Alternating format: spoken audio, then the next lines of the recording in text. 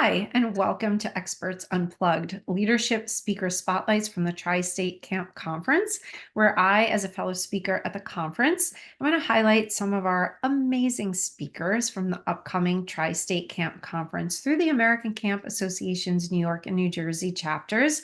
And this is taking place on March 12th to 14th at the Atlantic City Convention Center in New Jersey. So our chats really focus on leadership and how our expertise impacts others to really think like leaders. So many of you know me. I'm Joanne Newborn, CEO of Newborn Evolution, where we help smart leaders build teams that think strategically, they can problem solve effectively, and they really take true ownership of their outcomes.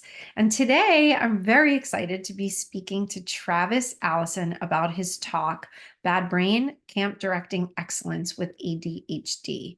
Now, Travis Allison hates mushy fruit, but loves jam. I just love that.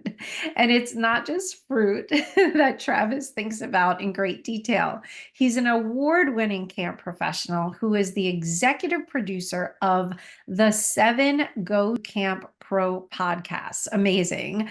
And he created the world's largest Facebook group for camp pros and has helped clients bring hundreds of campers to great camps worldwide. So you can check out TED.com for his TEDx talk about how his camp counselor changed the course of his life. That's beautiful. So thank you for sharing some time with me today, Travis. You're welcome. I'm looking forward to it. Great. I would love to know, how have you navigated the challenges of time management? That's a big one that usually comes up for us. Time management, organization, and focus, which are really common issues for individuals with ADHD. Yes. So I had a fairly late diagnosis, my mid-20s, which is right when I started working full-time as a camp director. And and I think I've actually learned more in the last 2 years than in the almost 30 years before that since, that I knew about my ADHD. But time management and things, I've had to change that over time as things change. I will say one of my biggest lessons has been to make myself stop buying to-do apps. That every digital format just doesn't work for me. Mm. And I'm lucky enough that I travel 5 or 6 times for work a year, but not too much. But I have all over different recipe cards all over my desk.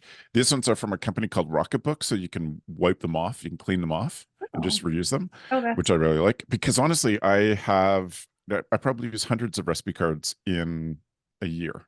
And that's sort of how I keep myself, what's the most urgent becomes the top thing. I have a little menu stand on my desk. Like good. when I have urgent stuff, it's like, no, this is the one thing. It is right in front of me and it's there. So I've had to try lots of things. Definitely focus. I have my own tricks. But it's going to be a big part of my it's going to be a big part of my presentation at Tri-State is that I'm terrible at this stuff, but I just keep trying. And, some of it Great. works. I find the stuff that works for me and I go from there. Yeah, and when you were talking about that, I was thinking I also have like all these different ways that I create my to-do list, and then you just have to really find the one that works best for you. There's not one right way. I kind of tend to have like a big long list on the notes section Yeah. in my phone. That's usually, even though I have probably like 3 other things that I use, Mm. I have Trello and I use Excel documents. But then that's always like my go-to. So I think that's so important what you said of like really finding what works for you. And it doesn't have to be like, it's exactly like this. It's like, no, Yeah, there's a lot of choices. totally. Have you heard of Gretchen Rubin's Four Tendencies? Yeah, I have. So one of the metaphors that she used, these four tendencies that people have, these is that, so my tendency is the rebel, and it cracks me up because it nailed me exactly. The rebel hates systems imposed on them, including when they impose it on themselves. Oh, And I boy. was like, yep, that's, I'll get excited about something, but I've learned over time not to get too excited, not to, spend half a week setting up a new Yeah. system because honestly, it just go back to writing on recipe cards. And that's great. And that there's so many awesome like assessments and things out there. And Yeah, I think the important thing is the better you know yourself, the easier and more quickly you can be able to move through these things and be able to time manage. Like you said, I'll do this, but I always go back to the recipe cards. Like there's yeah, certain things that I know about myself even today. I immediately now can red flag myself when I start going down rabbit holes that are just going to waste huge amounts of time. And I'm like, stop. Rabbit hole, like a little thing will come up. You're going down a rabbit hole. And I'm like, okay, I either need to delegate this to someone else or save it for like a time where I'm not on like work time. Like yeah, maybe it's Saturday morning while I'm having coffee, they can go down yeah. this rabbit hole. Yeah. Well, and it's funny. Like I'm sure lots of people with ADD, there's been people in our lives that are like, just do this because that works for them. And with a, Right. non-neurotypical brain, like I get it, it works for most people, but it just doesn't work for me. And so a couple of illustrations of that. One is when it's so we have company coming, and so my wife Beth and I are cleaning the house. We can't Mhm. do it at the same time because she can't watch me clean the house. I can get all my stuff done, but it drives her crazy that I will leave in the middle of something, go start something else, get caught at my desk for an hour answering emails when I was supposed to be cleaning the toilet upstairs, all of those things. So, but I get it done and I get it done on time because I work best when I have the freedom to do that. I often think about, and I've learned to calendar myself. Like you, Joanna, I offer people the chance to put themselves on my calendar, but Mhm. I have made those windows super focused because Yeah. I know based on my brain and my sort of panic of forgetting things that if I have one Zoom call on a day, I can't get any work done that day. As I Hmm. will be constantly saying, I have to remember, I have to remember, do the, for us, it's often a podcast recording or meet with a Yeah. client, whatever it is. And then I'm so worn out from half a day of, I got to remember, I got to remember. And so I've learned to book myself straight sections. And my favorite days to get stuff done, that I get the most done is when I don't have restrictions and I allow myself to just flow from project to project to project. That's it. And I get more of those projects done when I have that flow. Yeah. But so someone says, well, just book time. But my friend Joanna and I wrote a book this year, and people were like, "We just booked time to write the book." I was like, "I can't put it on my calendar." This comes back to the rebel thing. Like, I can't put it on my calendar because that means I definitely won't do it. But if I have the opening to do it, then I can incorporate it with lots of other things, and I just keep switching um, because I allow my attention to move from place to place, and I manage to Yeah. pull it all together better than That's if I just sit down. that's great. I'm sure a Yeah, lot of people are going to be hearing this and giving themselves permission to hope like so. get out of their shoulds, what they should be doing. Yeah. So how has your experience with ADHD influenced your approach to managing, supporting your staff, particularly those who might also have ADHD or other behavioral challenges? Learned a couple things. One, to be open about it. I have uh very quite publicly, even on our podcast, talked about my ADHD and even my mental health stuff. And a lot of people come out of the woodwork to say, I'm so grateful that you did that. So I've learned to be a bit open about it. I I have to watch myself because sometimes if everybody is ADHD or whatever it is, everybody does everything differently. And Mhm. so I have to watch myself that I'm like, well, if I can do this, why can't you do this? Mm, And I just keep coming back to I had to make my own systems. And so I definitely encourage people to develop their own systems and work on it if they're working for me. The other thing that I've found helps a lot is I try to, in a group that I spend a lot of time with, I try to make almost a game of observation. mm, So I think a lot about how we can make camp better and being in those things. And so I have sat down with senior staff at camp and said, you have to text me every day one thing that will make camp 2 seconds better, no more mhm. than that.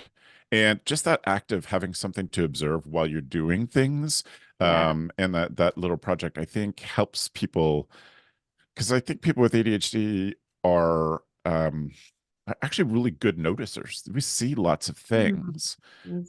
Sometimes it just overwhelms us, but we're good at seeing things. So those are a couple things that I think are really important. That's great. That sense of observation leads to self-awareness, and that's the starting point for every piece of growth in terms of like, executive coaching. When we're thinking about that, usually we ask people right away to start with self-awareness, and it feels like I'm not doing anything. I feel like I should be doing something.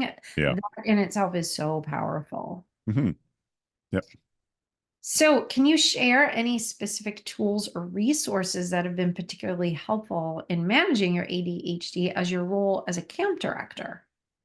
Well, to be fair, I haven't been a camp director in a long time, but I was a Mhm, camp director for 15 years. mhm, Um, and I mean, I had a lot of privilege in that I shared that role with one of my best friends who I ended up marrying. And she and I could divide up the work, and it just like it's part of the magic of working with Beth long before we were romantically involved is that we both dealt with almost the opposite things. So having those responsibilities that were mine, that were the things I was good at, I found interesting. A lot of problem solving, a lot of getting out of the office and moving around, and all of those things made a difference. I mean, I think I got ahead of this question by saying how much I love recipe cards and what it looks like around my office. mhm. Um, I have magnetic things to stick stuff on. Like I'm always trying to like, where's the top of the pile that I can put right here so that I can make myself focus on it. So I have all those different things, but I also know that when I have to do things, and for me, the hardest thing possible is to write stuff, which is why I became a podcaster because I don't like writing. But I know if there's some of that stuff, I have to stand, I have to have music on, and usually I'm standing in one of those, like a skateboardy kind of thing that tips in my office, and I can Mhm, do that and write because it allows me to move. mm, I especially when I have to concentrate, I need to be moving, and I'm like one of those leg jigglers that annoy everybody. And I know that, and I've learned to mask that and control that. But I often think, especially when it's late and I'm tired, and I sort of catch myself jiggling my foot watching TV or any of that. I realize that all day long, that sort of stuff has been fighting in me to get mm, out. And so when I'm tired enough, it just comes out.